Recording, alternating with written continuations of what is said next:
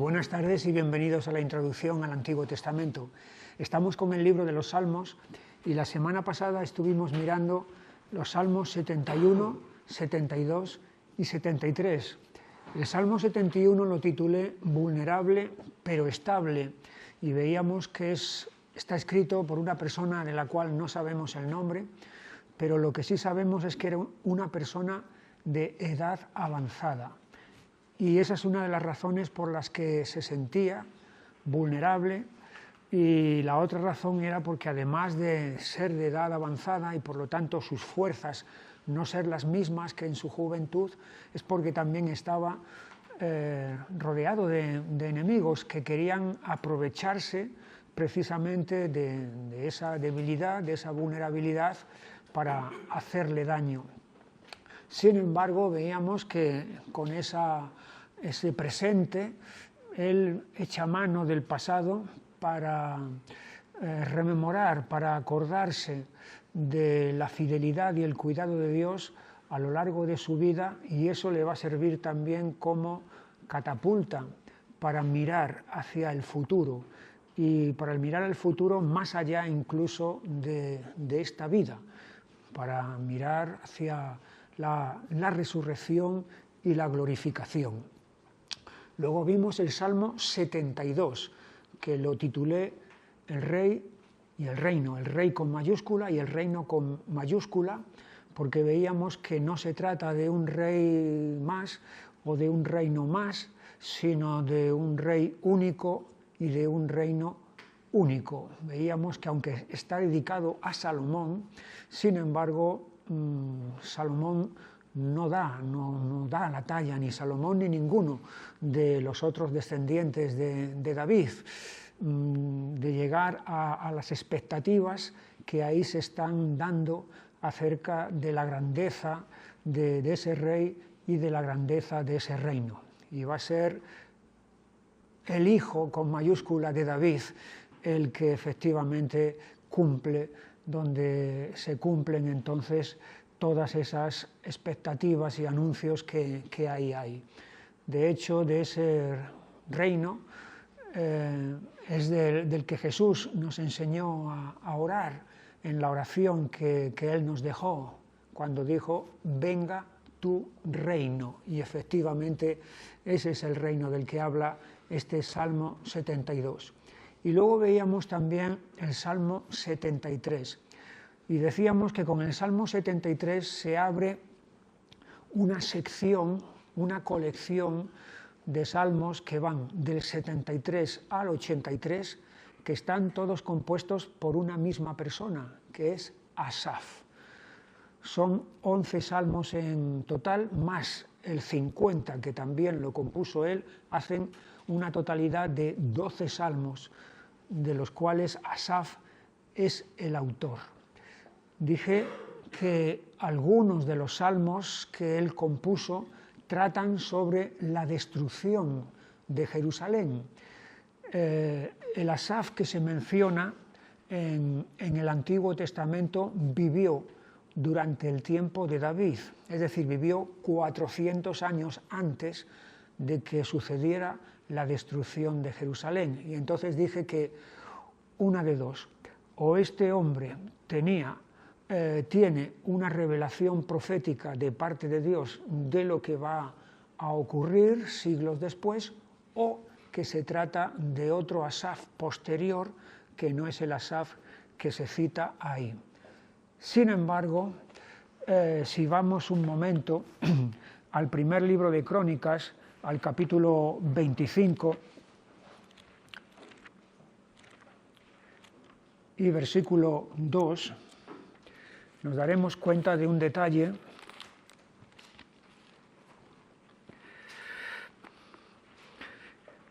Primero de Crónicas 25:2 dice, de los hijos de Asaf, Zacur, José, Netanías y Asarela, hijos de Asaf, bajo la dirección de Asaf, el cual profetizaba bajo las órdenes del rey. Así que aquí aparece la palabra profecía relacionada con este hombre Asaf. Pero es que luego, en el siguiente libro, en segundo de Crónicas, en el capítulo 29, y versículo 30.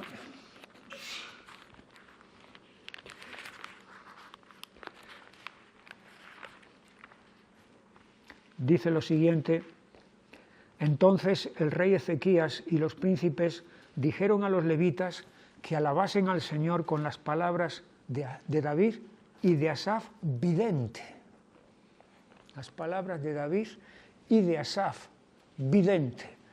Y entonces la palabra vidente es equivalente a la palabra profeta y por lo tanto esto apoya el hecho de que efectivamente el Asaf del que se está hablando, o sea, del que estos salmos están escritos, es el Asaf que vivió en el tiempo de David 400 años antes de la destrucción de Jerusalén.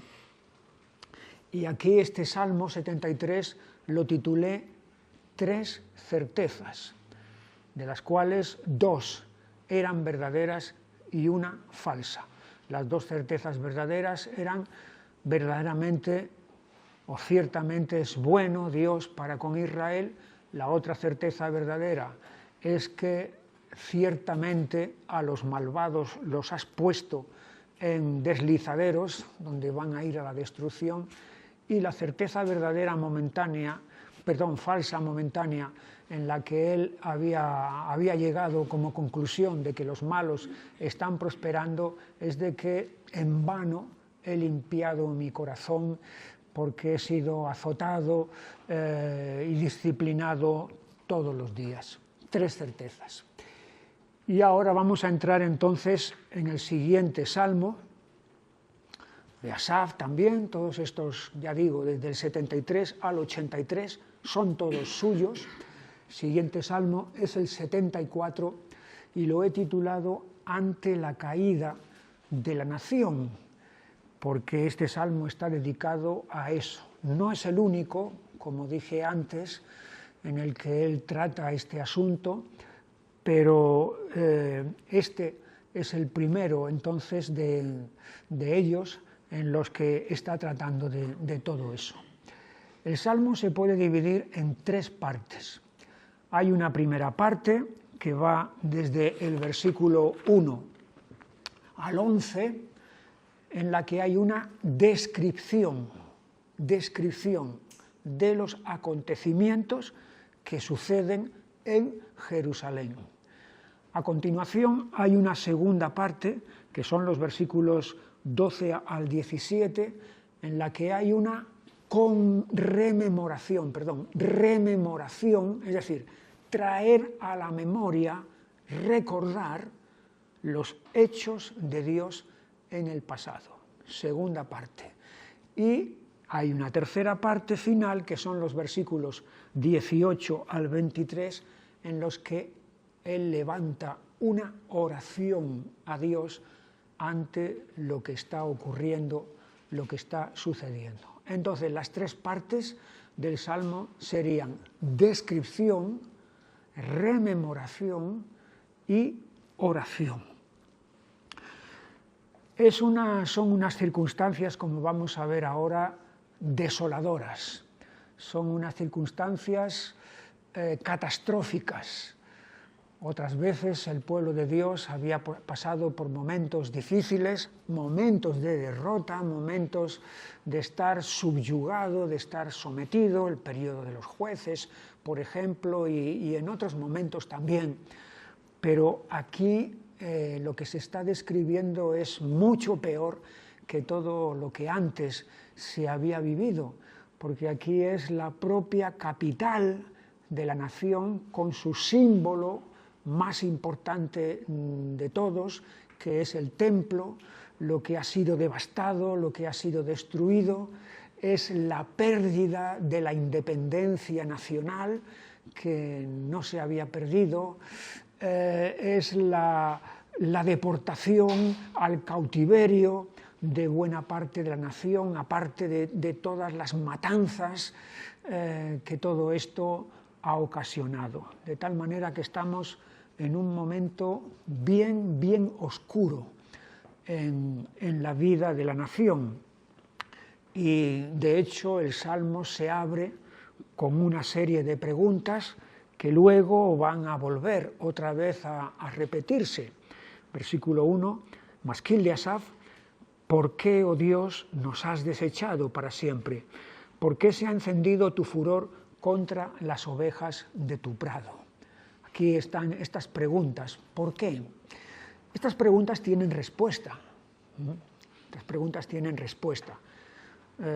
Jeremías, cuando todo esto acontezca, que él va a ser testigo presencial de todos esos acontecimientos, va a saber cuáles son las respuestas, porque él precisamente ha estado avisando a la nación de lo que acontecerá si persisten en su desobediencia, si persisten en su obstinación, en su rebeldía, entonces vendrá esa catástrofe. De tal manera que, por ejemplo, Jeremías, Ezequiel, no se preguntan por qué está sucediendo esto. Aquí están estas preguntas de estos porqués. Sin embargo, estas preguntas van más bien enfocadas al hecho de la terrible posibilidad de que Dios haya apartado, haya retirado su presencia y su favor hacia su pueblo para siempre. Es decir, de que no sea solamente algo momentáneo, algo malo, pero temporal que está ocurriendo y entonces, bueno, es llevadero y estamos en un túnel, pero al final vamos a ver la luz.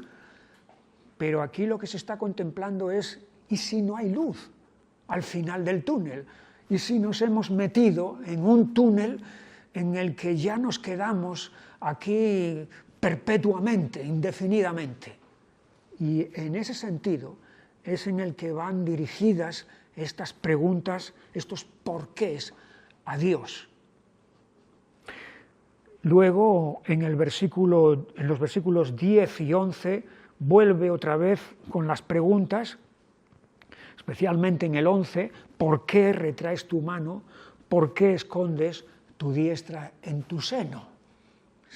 Va igualmente repitiendo entonces todos esos porqués. Pero como digo, la posibilidad que cruza por su mente durante un momento es que esto pueda ser permanente. Y por eso dice en el versículo 10, ¿hasta cuándo Dios nos afrentará el angustiador? ¿Ha de blasfemar el enemigo perpetuamente tu nombre? Perpetuamente. ¿Para siempre? No tenemos solución, no hay salida de esta situación y todo eso es lo que le lleva entonces a hacer todo este tipo de preguntas.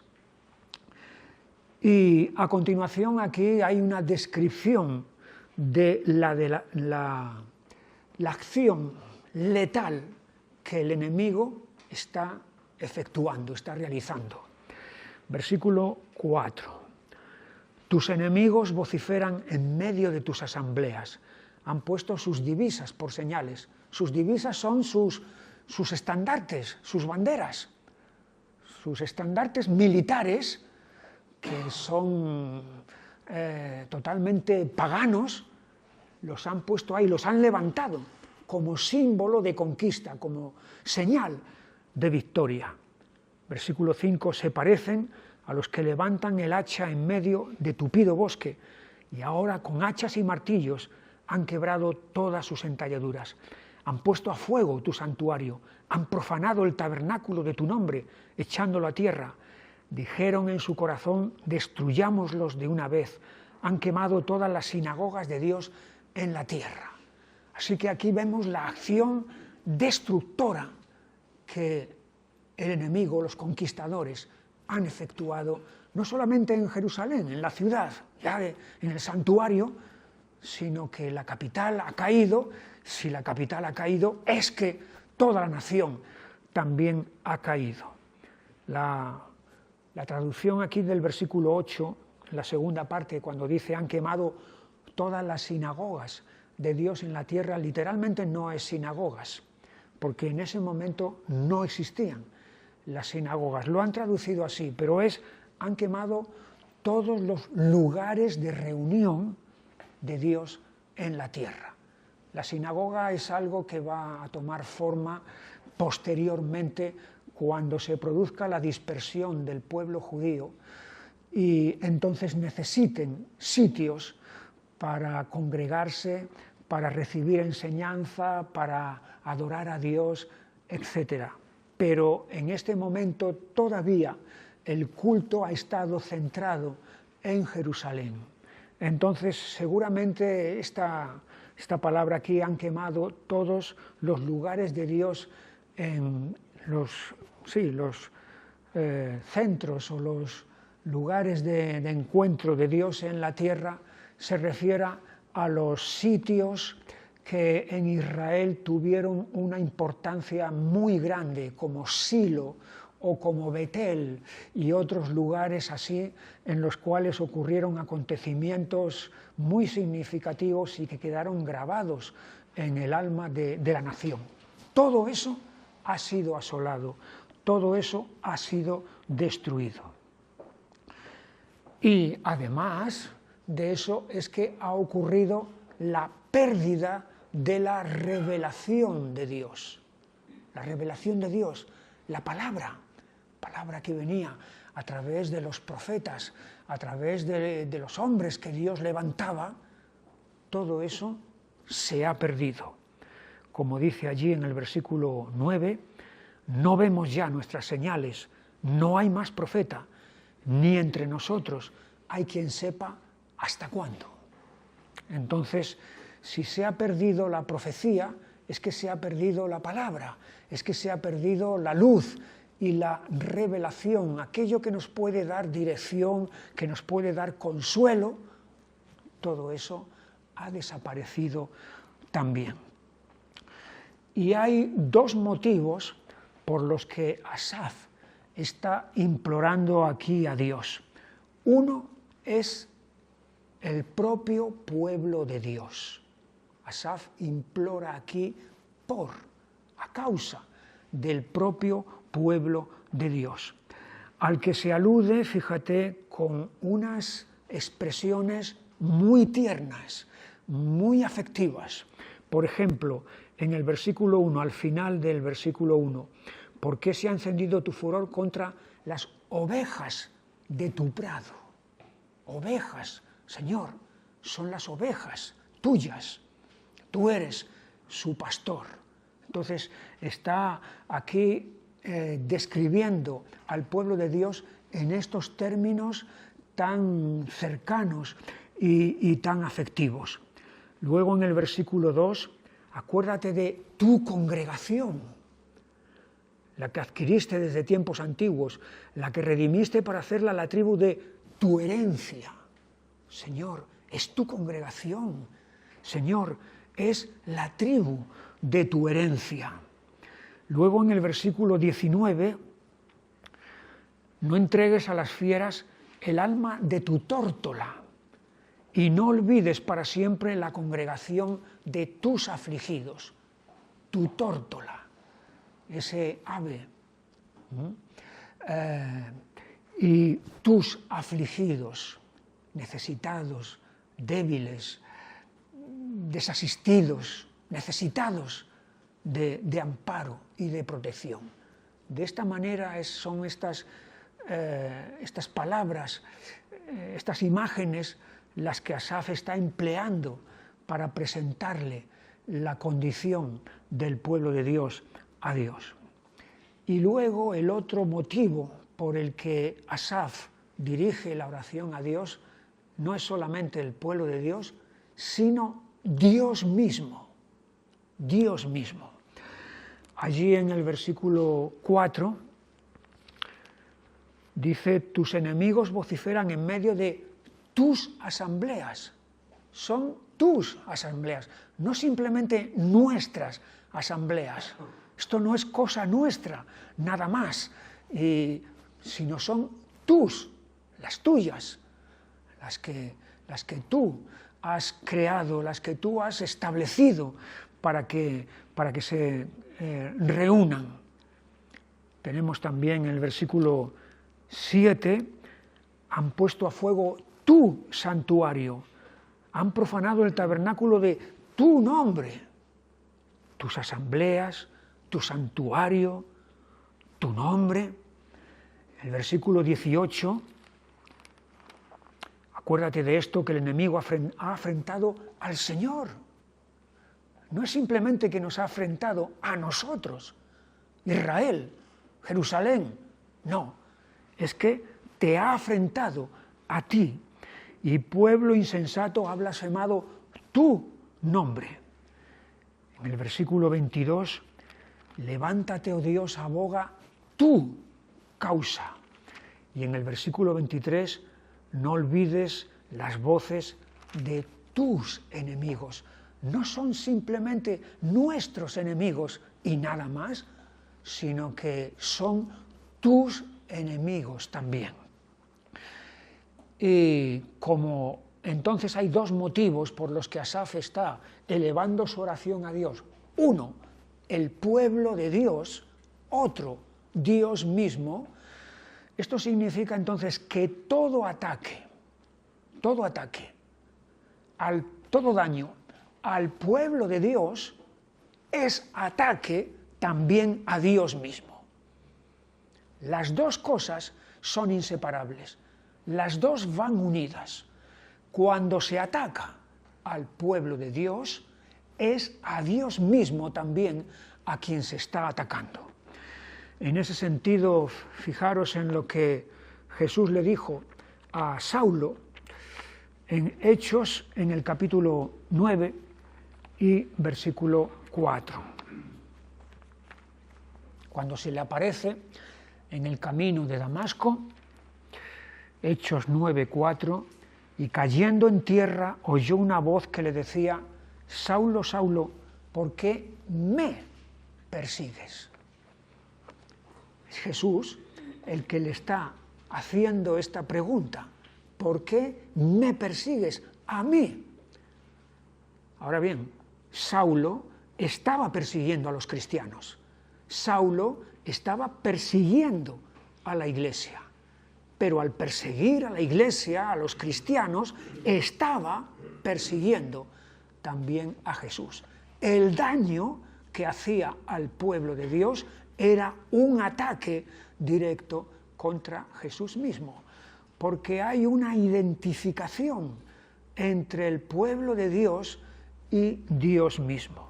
Y esto es a lo que Asaf está aquí aludiendo en este Salmo 74.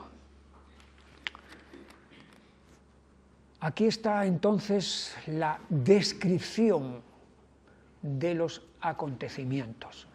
Pero hemos dicho que hay una segunda parte del Salmo que es una rememoración, es decir, un traer a la memoria, un echar mano de la historia del pasado para fortalecerse en Dios. Ya nos ocurrió en el Salmo 71, lo veíamos la semana pasada, ese hombre que está entrado en años, que se siente vulnerable y que está atacado por enemigos, y lo que va a hacer para fortalecerse es precisamente mirar hacia atrás. Pero no mirar hacia atrás simplemente para decir qué bonito fue aquello y qué bueno fue mientras duró, pero se acabó y esto es lo que hay ahora y no hay nada más. No, no es esa mirada hacia atrás de añoranza, de nostalgia y cosas así, sino es la mirada hacia atrás para recordarse a sí mismo lo que Dios hizo en su vida entonces, y eso es lo que le va a proyectar y lo que le va a dar ímpetu y fuerza para enfrentar el presente y también mirar al futuro con esperanza. Y esto precisamente es lo que hace Asaf en este Salmo 74. Y esta parte de rememorar el pasado comienza en el versículo 12, cuando dice: pero Dios, está sucediendo esto, sí, no lo voy a negar, no puedo negarlo. Tengo ojos en la cara, tengo sentidos y veo lo que está pasando. Sí, pero Dios, y este pero es muy importante. Hay lo que yo llamaría los peros de Dios. Los peros de Dios. En España tenemos un dicho que dice que los peros no maduran. Los peros no maduran. Y se refiere a la persona que está todo el tiempo poniendo peros. Es decir, poniendo pegas, poniendo obstáculos y dificultades a todo lo que le presentas, todo lo que le dices, todo lo que... pero, y pegas y venga obstáculos, y entonces nunca se llega a nada con una persona así. Los peros no maduran, no llegan a desarrollarse. Pero los peros de Dios son totalmente diferentes. Me gustaría que nos fijáramos, aparte de este pero de Dios, aquí en otros 3 que tenemos en la Biblia. Hay algunos más, pero he escogido estos 3.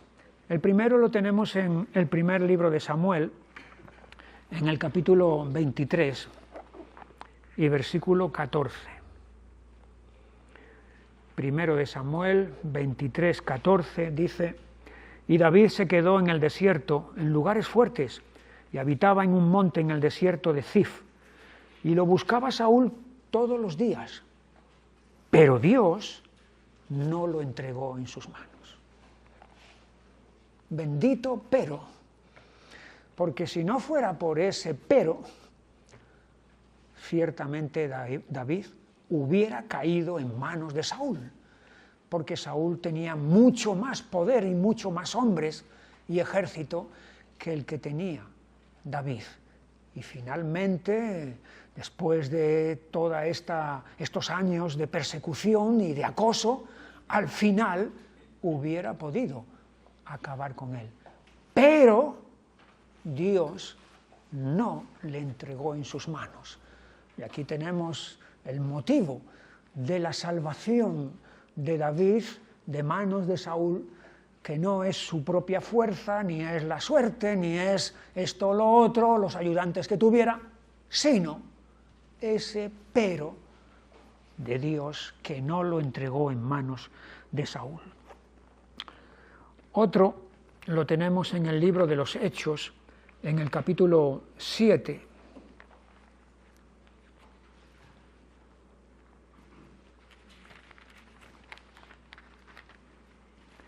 y versículo 9.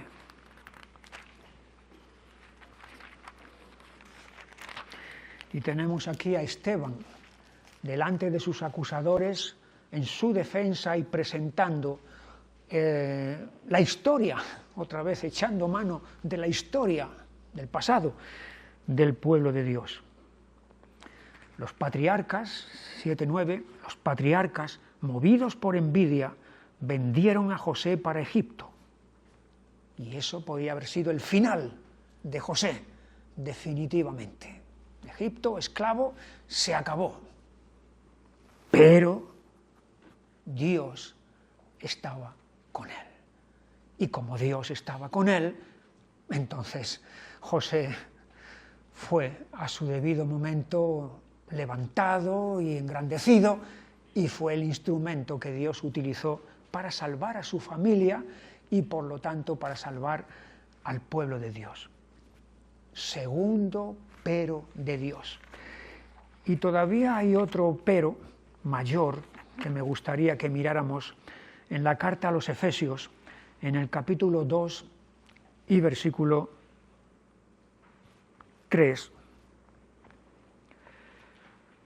entre los cuales también todos nosotros vivimos en otro tiempo, en los deseos de nuestra carne, haciendo la voluntad de la carne y de los pensamientos, y éramos por naturaleza hijos de ira, lo mismo que los demás.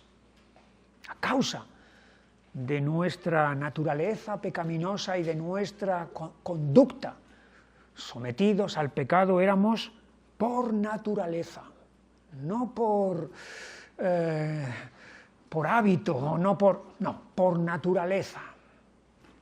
Hijos de ira, o sea, hijos de condenación, lo mismo que los demás.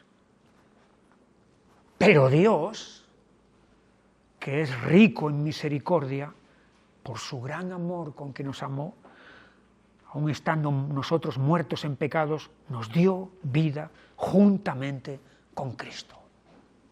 Pero Dios, y ahí está la diferencia, entre la condenación y la salvación, en ese pero de Dios, entre la condenación eterna, ya no es que David está en manos de Saúl y lo que va a perder es su vida física, su vida terrenal, o no es José que ha perdido su libertad y nada más. No, es que aquí estamos ante algo de mucha mayor trascendencia, porque es nuestro destino eterno. Pero Dios, que es rico en misericordia, y entonces ahí está esa salvación de Dios.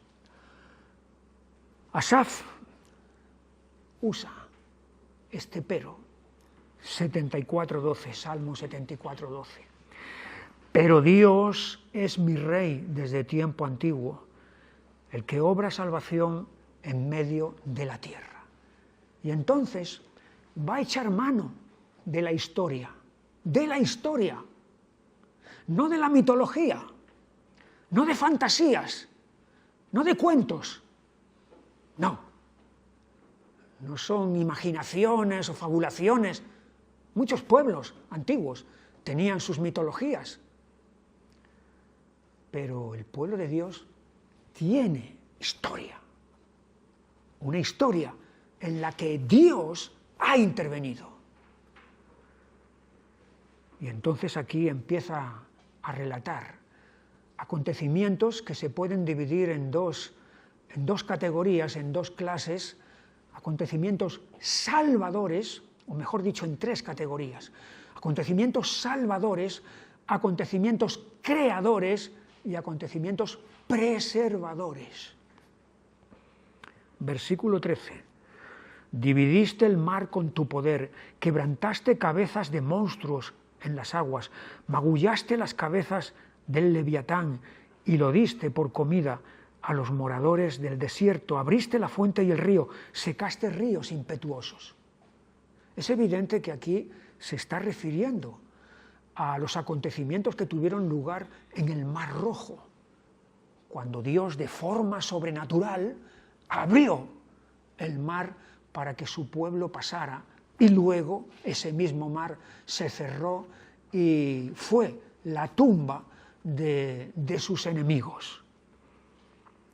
Aquí están representados como monstruos, las cabezas del Leviatán, ese ser, ese monstruo marino que es la personificación de las fuerzas malignas.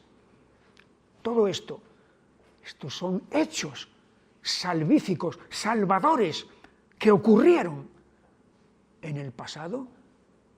No son leyendas, es historia. Y él está echando mano de esto. Más, versículo 16. Tuyo es el día, tuya también es la noche. Tú estableciste la luna y el sol. Tú los has creado. Señor, tú has sido nuestro Salvador, allí, en el Mar Rojo. Pero es que además de Salvador, tú eres el Creador de todas las cosas. Tú estableciste la luna y el sol. Tú fijaste todos los términos de la tierra, el verano y el invierno, tú los formaste. O sea, el ordenamiento, la preservación, las leyes por las que el mundo que tú creaste se mueve y sigue funcionando, se deben a tu acción preservadora.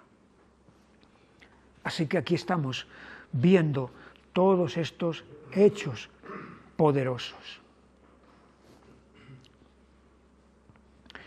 Y hay algo que llama la atención en estos pasajes que no se han terminado de traducir totalmente como deberían de haberse hecho.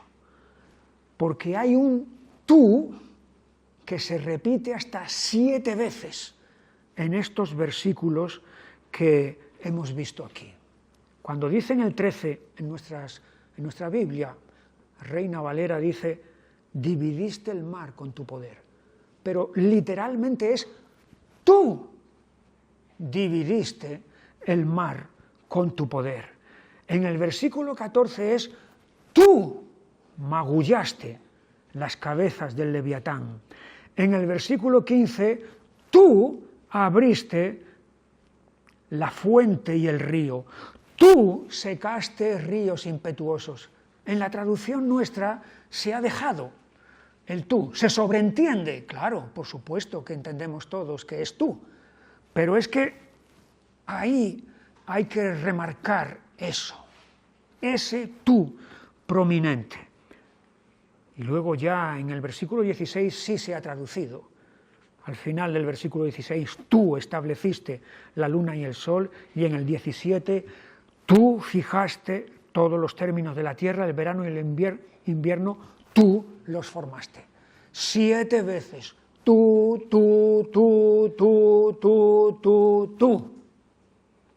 Para que no quepa ninguna duda de que no estamos aquí ante la casualidad o ante fuerzas ciegas que nadie sabe quién ha obrado y quién ha efectuado. Tú has hecho todo esto en el pasado. Y esto, entonces, es con lo que a continuación presenta su oración a Dios. Con todo este respaldo histórico, todo este bagaje, entonces le presenta su oración a Dios. Versículo 18, acuérdate de esto, que el enemigo ha afrentado al Señor, y pueblo insensato ha blasfemado tu nombre. No entregues a las fieras el alma de tu tórtola, y no olvides para siempre la congregación de tus afligidos. Mira al pacto que hiciste con nosotros, porque los lugares tenebrosos de la tierra están llenos de habitaciones de violencia. No vuelva avergonzado el abatido, el afligido y el menesteroso alabarán tu nombre. Levántate, oh Dios, aboga tu causa. Acuérdate de cómo el insensato te injuria cada día.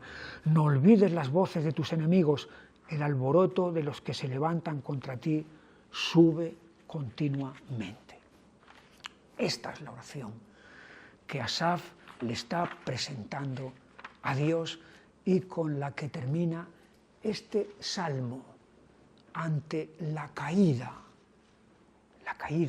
total, pero no definitiva, aunque a él momentáneamente le pueda parecer, de la nación. Saltamos ahora al siguiente salmo, el Salmo 75.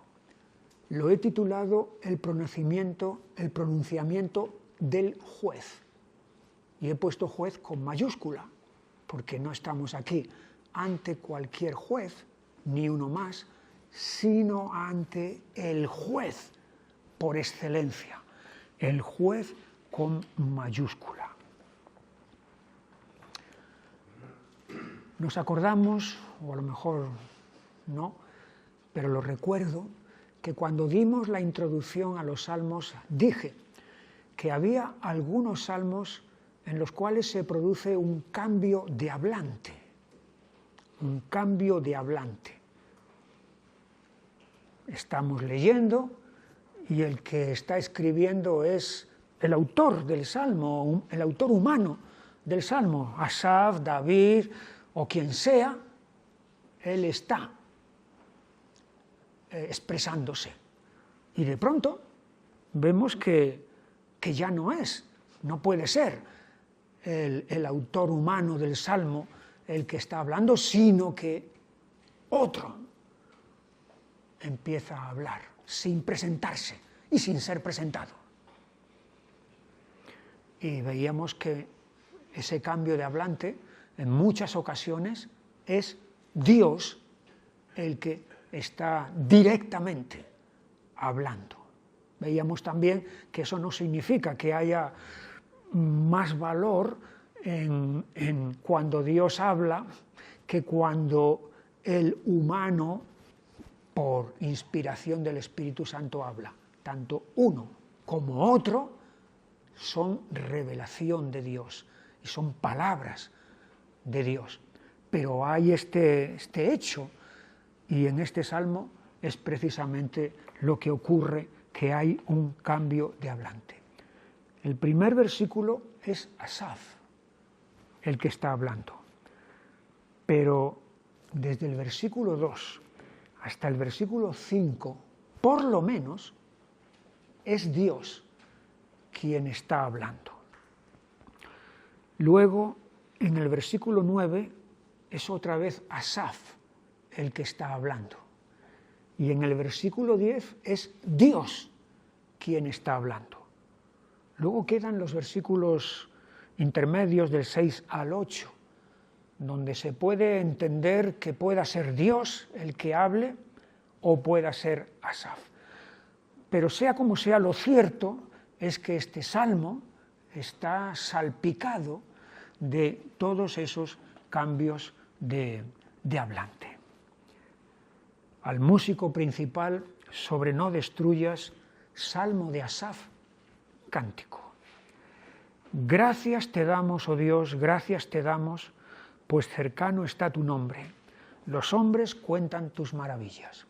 El salmo, por lo tanto, se abre con una acción de gracias a Dios, una declaración de gratitud de Asaf. Y nada más decir eso, de pronto Dios empieza a hablar. Versículo 2. Al tiempo que señalaré, yo juzgaré rectamente. Es evidente que este no es Asaf. Es evidente.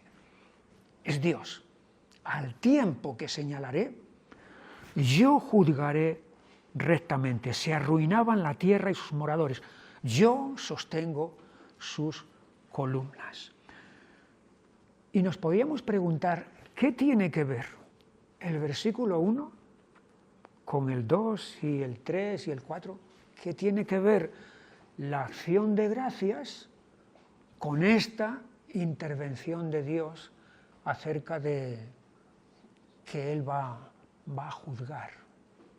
Bueno, tiene que ver, porque dice en el 1, gracias te damos, oh Dios, gracias te damos, pues cercano está tu nombre.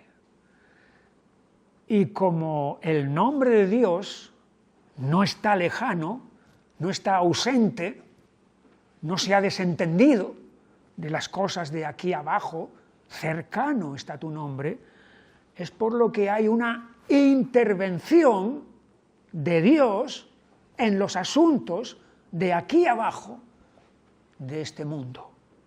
Y por eso es muy pertinente, muy oportuno, que después de decir gracias te damos, porque cercano está tu nombre, Dios diga, al tiempo que señalaré, yo juzgaré rectamente. Es decir, voy a intervenir en las cosas de aquí abajo de este mundo.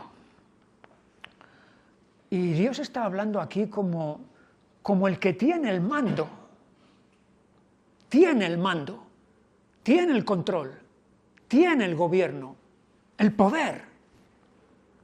Al tiempo que señalaré, es decir, soy yo el que determino cuándo voy a intervenir. No tengo que pedir consejo, no tengo que pedir asesoramiento ni apoyos. No me hacen falta, no necesito. Al tiempo que señalaré, yo juzgaré rectamente. Y quiero señalar que este yo es aquí enfático. Yo, pronombre personal.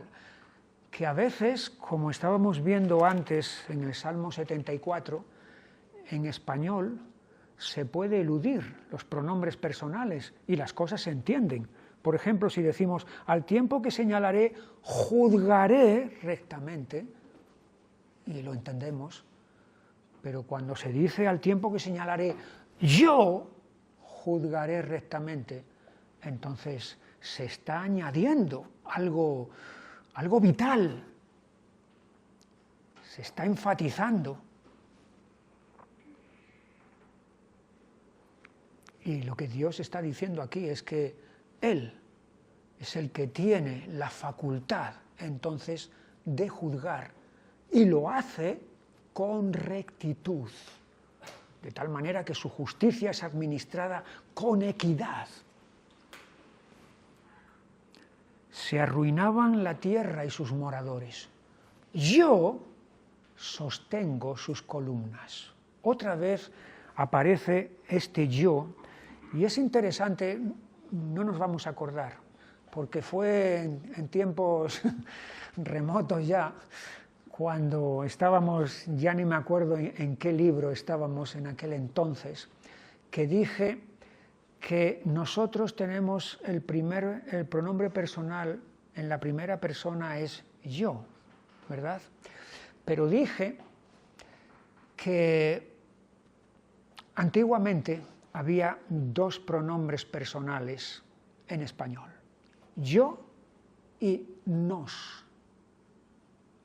Personas de alto rango, príncipes, obispos, reyes, papas, utilizaban el pronombre personal nos. Nos, Alfonso, rey de Castilla, por ejemplo. Eso se ha quedado arcaico, ¿verdad? Y ya nadie habla de esa manera, pero ha existido yo y nos. Aquí en la lengua original hay dos pronombres personales para la primera persona también. Se han empleado aquí uno y otro. Lo que pasa es que al traducirlo al español, evidentemente, eso se pierde y solamente tenemos uno, pero hay dos para darle a toda esta declaración la importancia que verdaderamente tiene. Se arruinaban la tierra y sus moradores, y por lo tanto parece que todo se cae, que todo se viene abajo, que no hay solución, que no hay esperanza. Yo sostengo sus columnas. En medio de toda esta debacle, en medio de todo este desastre moral, espiritual, social que está habiendo, yo sostengo sus columnas. Es lo que una mujer, una sencilla mujer, ya sabía. Ana, la madre de Samuel, en su cántico, primer libro de Samuel, capítulo 2,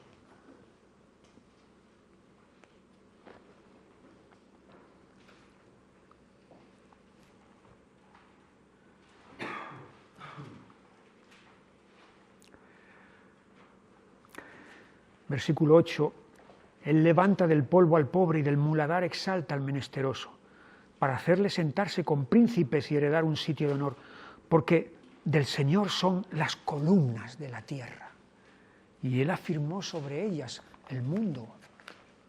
Está utilizando la simbología de la columna, lo que sostiene, y efectivamente quien sostiene en última instancia este mundo es Dios. Y lo vemos allí al principio, en Génesis, en el capítulo 6, en el versículo 11, 6:11, y se corrompió la tierra delante de Dios. Corrompida, hundida, despeñándose en el abismo de la maldad. Y estaba la tierra llena de violencia.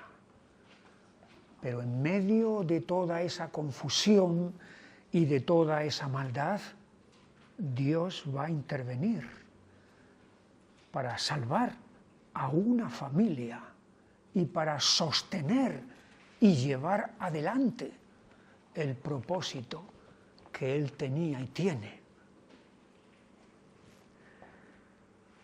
Aquí tenemos, se arruinaban la tierra y sus moradores. Yo sostengo sus columnas. Y a continuación está la palabra que Dios está dirigiendo a aquellos que están en peligro de condenación por su locura y por su maldad. Versículo 4. Dije a los insensatos, no os infatuéis, y a los impíos, no os enorgullezcáis, no hagáis alarde de vuestro poder, no habléis con cerviz erguida. Los insensatos, los locos, pero no locos porque su cerebro está mal, sino locos porque es su corazón, es su espíritu lo que está totalmente desvariado. Y a los impíos, a los malvados, no os enorgullezcáis. Literalmente es, no levantéis el cuerno. Esa es la expresión literal, porque la palabra cuernos, en el Antiguo Testamento se utiliza para describir el poder. El poder.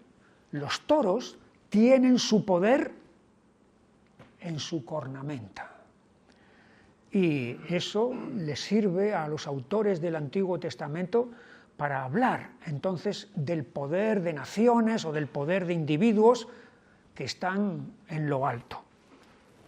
Pero a los impíos les dice, no levantéis vuestro cuerno, vuestro poder, no os enorgullezcáis, no hagáis alarde de vuestro poder, no habléis con cerviz erguida. Y fíjate, esto habla de la paciencia de Dios, porque a estos insensatos y a estos malvados que podía dictar sentencia inmediata sobre ellos de condenación, les está llamando, les está exhortando. No os infatuéis, no os enorgullezcáis. Por lo tanto, es una señal de que Dios no quiere la perdición del malvado, sino que se vuelva, que se convierta, que se arrepienta.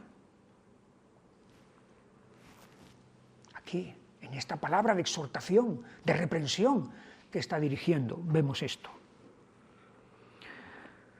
Versículo 6, porque ni de oriente, ni de occidente, ni del desierto viene el enaltecimiento.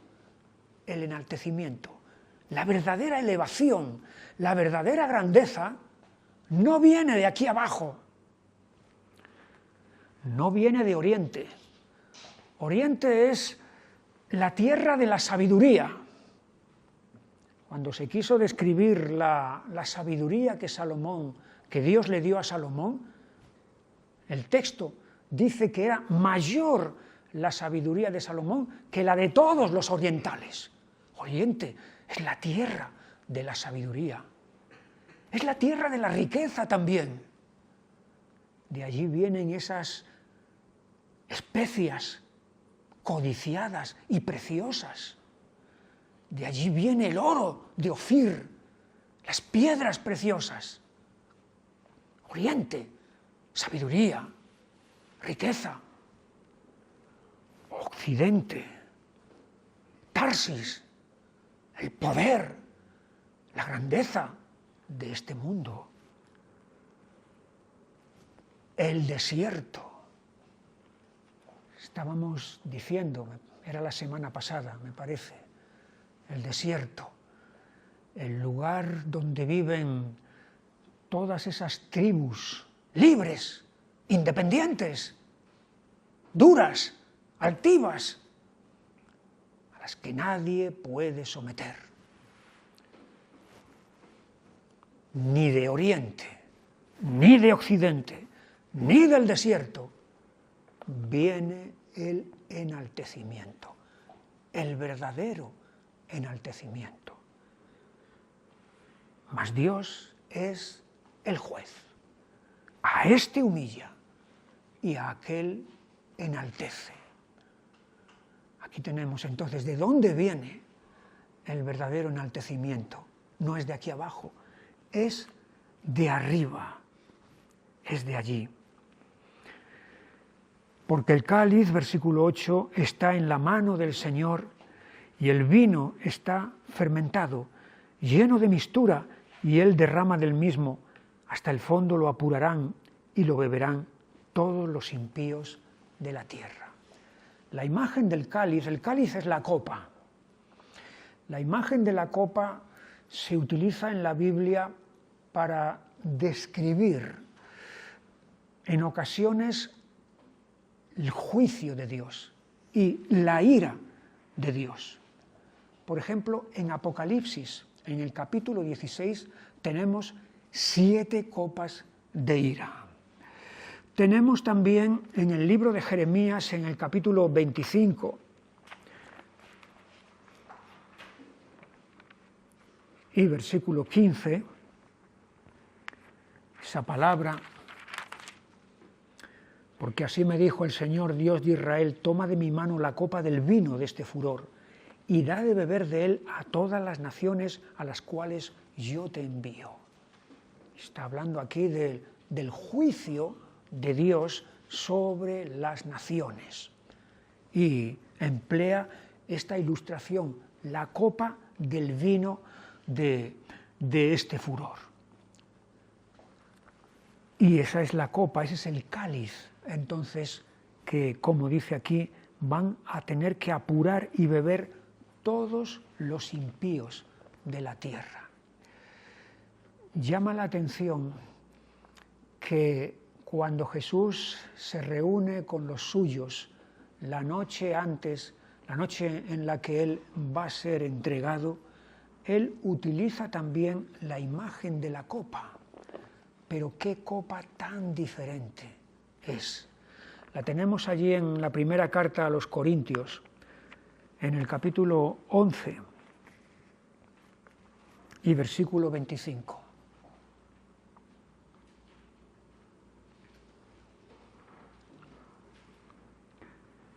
Asimismo tomó también la copa, después de haber cenado, diciendo: esta copa es el nuevo pacto en mi sangre. Haced esto todas las veces que la bebiereis en memoria de mí. Y es evidente que esta es una copa de bendición, muy diferente a la copa de la ira. ¿Cómo es posible que nosotros, que estábamos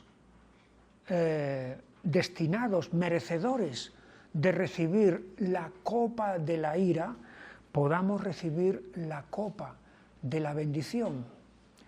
Pues la respuesta es muy sencilla, porque es Jesús el que ha bebido en nuestro lugar, en sustitución nuestra, esa copa de la ira de Dios, para que nosotros podamos recibir la copa de la bendición. Allí en el Evangelio de Mateo, en el capítulo 26 y versículo 42, dice: otra vez fue y oró por segunda vez diciendo: Padre mío, si no puede pasar de mí esta copa sin que yo la beba, hágase tu voluntad. Allí está la copa que el Padre le presenta a Jesús. ¿Qué copa más amarga?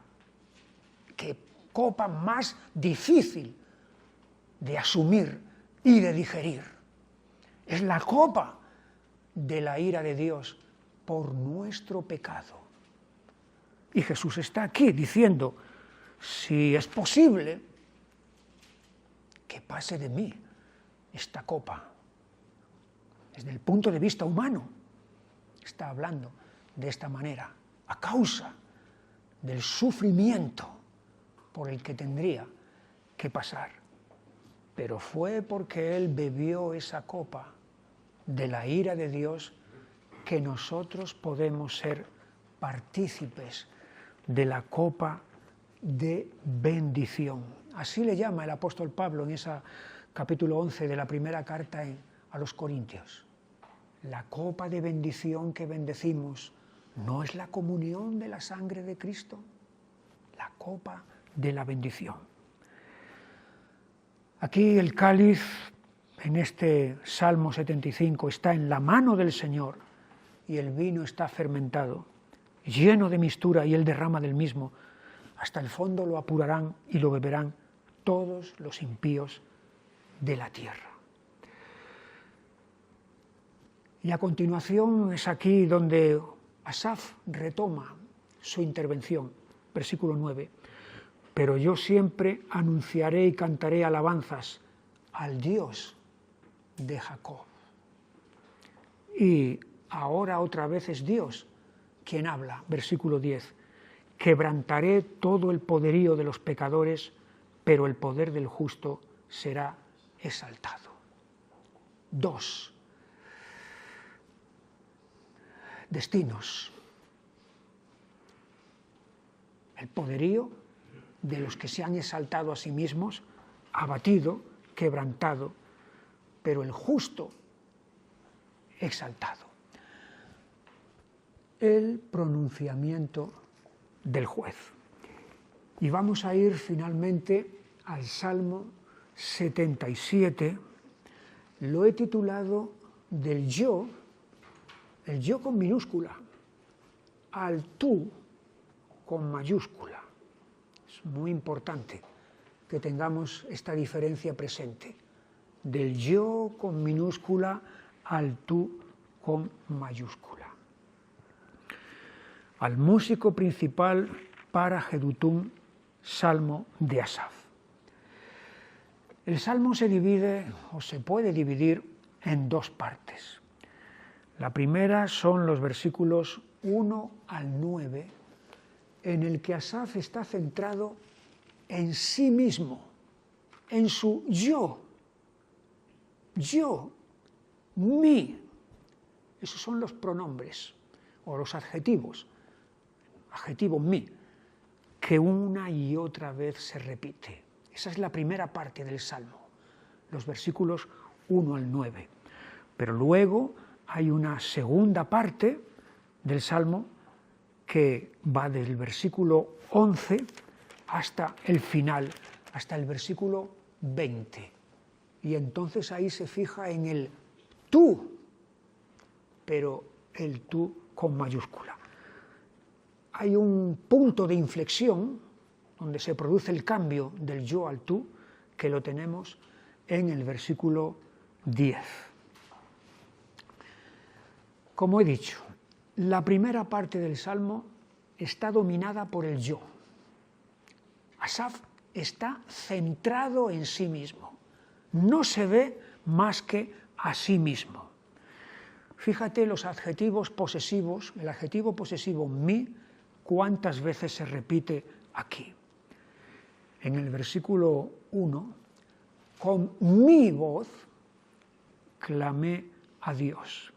En el versículo 2, al Señor busqué en el día de mi angustia, alzaba Él mis manos de noche sin descanso, mi alma rehusaba consuelo. En el versículo 3, me acordaba de Dios y me conmovía, me quejaba y desmayaba mi espíritu. En el versículo 6, me acordaba de mis cánticos de noche, meditaba en mi corazón y mi espíritu inquiría. Mi. O sea, yo. Todo gira en torno a Él.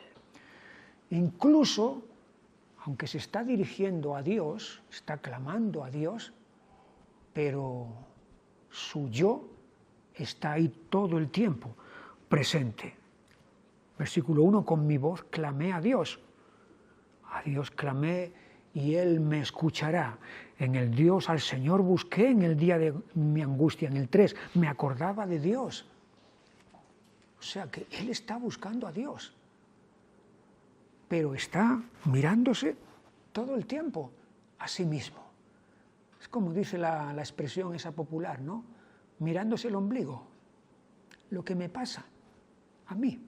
Eso es lo más importante de todo.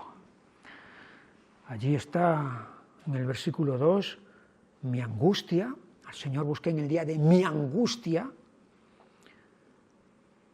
En el versículo 3, me conmovía, me quejaba, desmayaba mi espíritu. En el versículo 4, no me dejabas pegar los ojos, estaba yo quebrantado y no hablaba. Mi angustia, mi queja, mi conmoción, mi desmayo, mi quebrantamiento. Todo esto, este estar centrado en sí mismo, le va a llevar a plantearse una serie de preguntas que son a cual más turbadoras. Se hace hasta 5 preguntas. Las tenemos en los versículos 7 al 9. ¿Desechará el Señor para siempre y no volverá más a sernos propicio? ¿Ha cesado para siempre su misericordia? ¿Se ha acabado perpetuamente su promesa? ¿Ha olvidado Dios el tener misericordia? ¿Ha encerrado con ira sus piedades? Estas son las preguntas turbadoras que se está haciendo. ¿Se ha acabado todo? ¿La relación de Dios conmigo y con nosotros se ha terminado para siempre?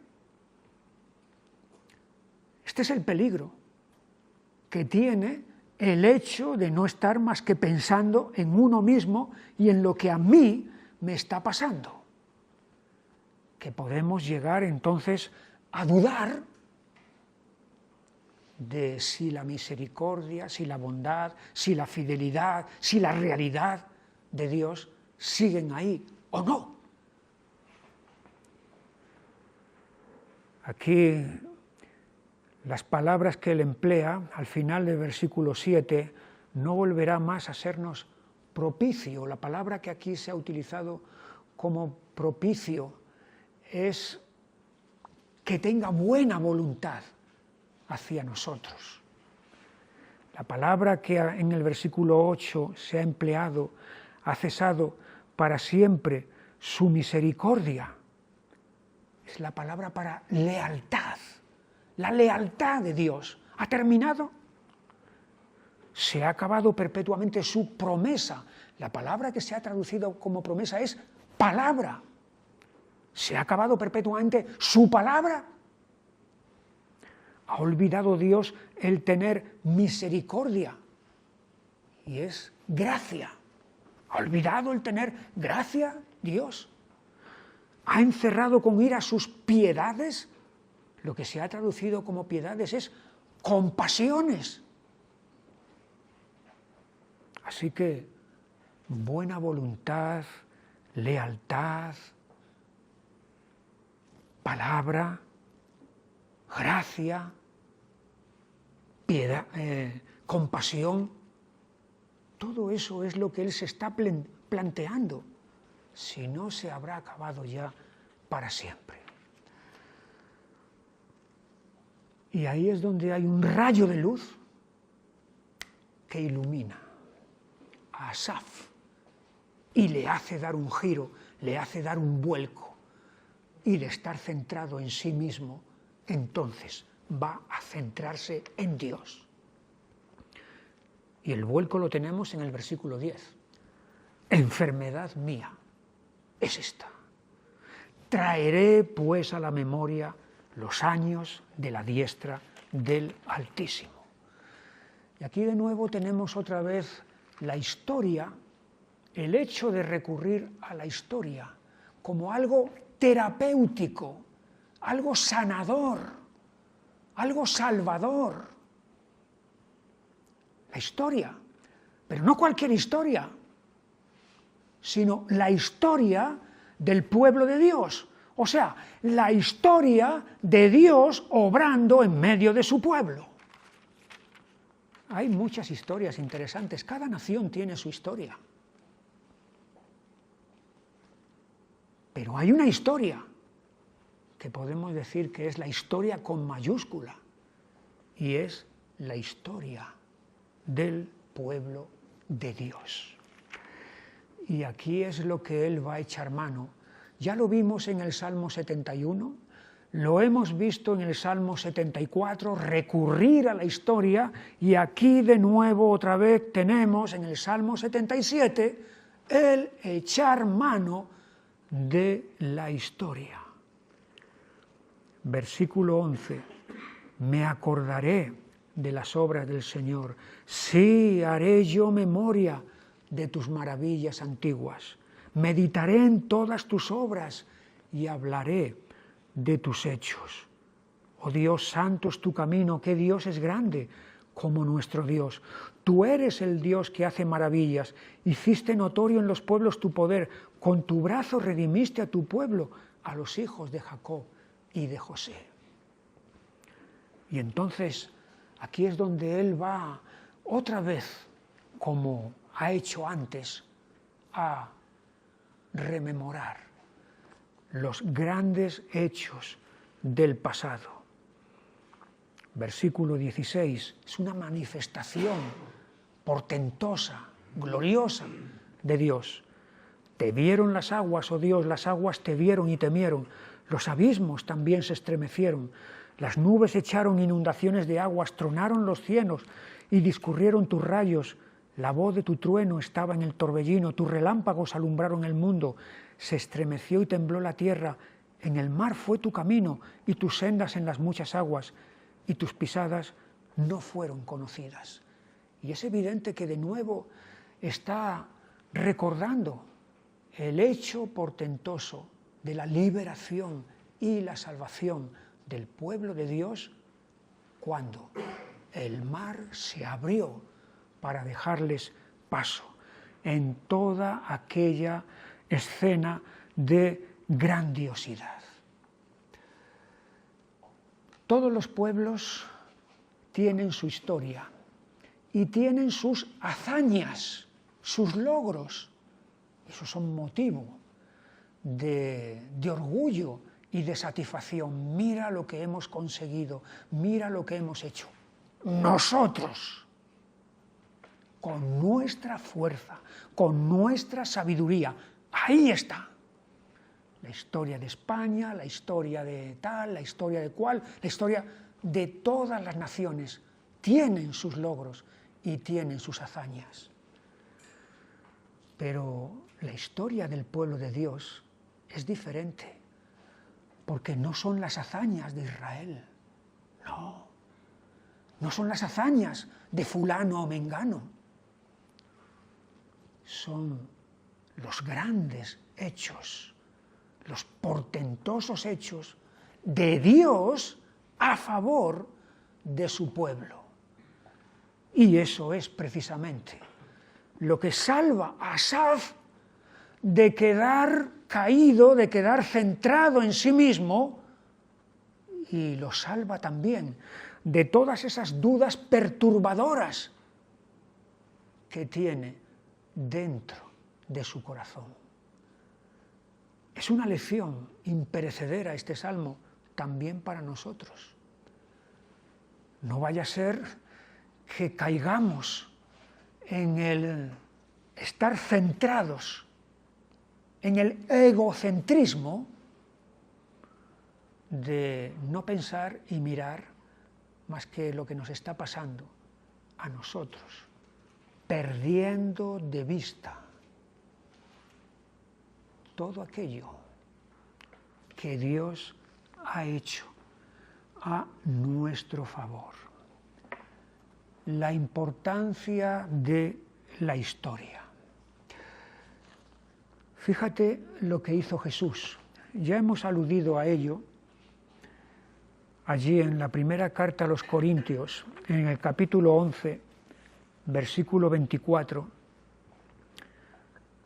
o mejor 23, porque yo recibí del Señor lo que también os he enseñado, que el Señor Jesús, la noche que fue entregado, tomó pan, y habiendo dado gracias, lo partió y dijo, tomad, comed, esto es mi cuerpo que por vosotros es partido, haced esto en memoria, en recuerdo de mí. Asimismo tomó también la copa después de haber cenado, diciendo, esta copa es el nuevo pacto en mi sangre. Haced esto todas las veces que la bebiereis en memoria de mí. La memoria. Los hechos históricos que aquí estaban sucediendo, el hecho más grande de todos, mucho más grande que el paso del Mar Rojo, es aquí. El hecho de la salvación que Jesús va a efectuar con su entrega, con su muerte y su resurrección. Y nos deja el pan y el vino como memoria para que lo celebremos, para que lo practiquemos y de esa manera entonces recordemos lo que ha costado, lo que le costó nuestra salvación y tengamos presente esa verdad fundamental. Otro texto más en este sentido de la importancia de tener presente el pasado. La segunda carta de Pedro, en el capítulo 1 y versículo 12. Segunda de Pedro 1, 12.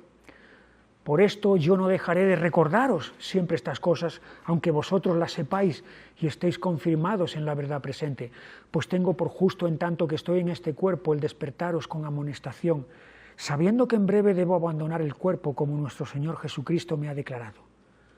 También yo procuraré con diligencia que después de mi partida vosotros podáis en todo momento tener memoria de estas cosas.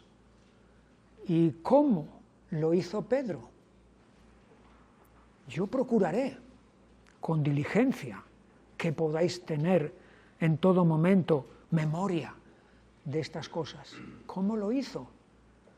Con la composición del Evangelio que lleva el nombre de Marcos. El Evangelio de Marcos es a lo que Pedro está aquí haciendo referencia.